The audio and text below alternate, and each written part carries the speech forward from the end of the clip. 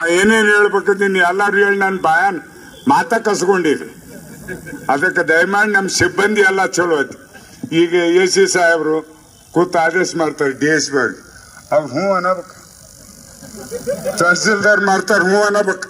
ಮೇಲಾಧಿಕಾರಿಗಳು ಹ್ಞೂ ಅನ್ನಲಿಲ್ಲ ಅವ್ರು ನಡೆಯಂಗಿಲ್ತಮ್ಮ. ಈಗ ಅವ್ರು ಹೇಳಿದ್ರ ನಾ ಎಂದು ಮೀಟಿಂಗ್ ಅದು ಬರಾವಲ್ಲ. ಮುಂಜಾನೆ ಫೋನ್ ಮಾಡಿದ್ರು ಗುಂಡಿಗೆ ಸಹಿಸಲಪ್ಪ ಬಾ ಅನ್ನೋದು. ಅಂಜಿ ಓಡಿ ಬಂದ ನಾಳೆ ಎದರಾಗ ನಾನು ಶಿಕ್ಷಾರತ್ತ ಹೇಳ್ತು. ನಮಗ ಸಂಸಾರ ಸಾಕಾಗ್ಯಾವ. ಈಗಿನ ಹುಡುಗರಿಗೆ ನಾವು ಹೇಳ್ತೀವಿ ತಿಳಿದೈತಿ ಹೇಳ್ತೀವಿ, ಆದಷ್ಟು ಬಂದೋಬಸ್ತ್ ಮಾಡ್ಕೋತೀವಿ. ಇದ್ರಂತ ಏನೈತಿ ಪ್ಲಾಸ್ಟಿಕ್ ಗಣಪತಿ ಇದೇನು ಹೇಳಿದ್ದು ಭಾಳ ಸಂತೋಷ ಐತಿ. ಇದೊಂದು ಸಲ ನಮಗೆ ಎಲ್ಲರಿಗೂ ಪರ್ಮಿಷನ್ ಕೊಡ್ರಿ.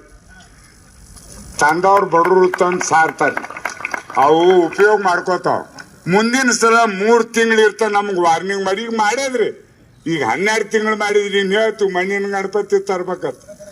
ಈಗ ಮಾಡಿದ್ರಿ ಅಂದ್ರೆ ಬಡವರಿಗೆ ಮಾರ್ಕೊಂತಿಂದು ಹೊಡಿ ತುಂಬ್ಕೋತಾವ, ಅವ್ರಿಗೆ ಲುಕ್ಸಾನ್ ಆಕತಿ. ಮತ್ತು ನಮ್ಮಲ್ಲಿ ಮಣ್ಣಿನ ಗಣಪತಿ ಮಾಡಿದ್ರ ರುಂಡು ಮುರಿತು. ಒಮ್ಮೆ ಏರ್ತಿದ್ದಾಗ ನನ್ನ ರುಂಡು ಮುರಿತೀರಿ ನಮ್ಮ ಅಪ್ಪ ಸಾತ್ತ. ಹೌದ್ರಿ, 5ನೇ ಇದ್ದಾಗ ಕೈ ಹಾರ್ತ ನನ್ನ ಕಾರ್ ಗಾಡಿ ಕೂಡ್ಸಾಗ ಎಕ್ಸ್ಟೆಂಟ್ ಆತ.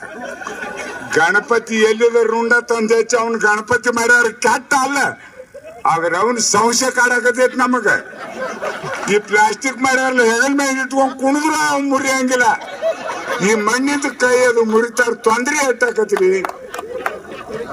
ಅದಕ್ಕೆ ನಾ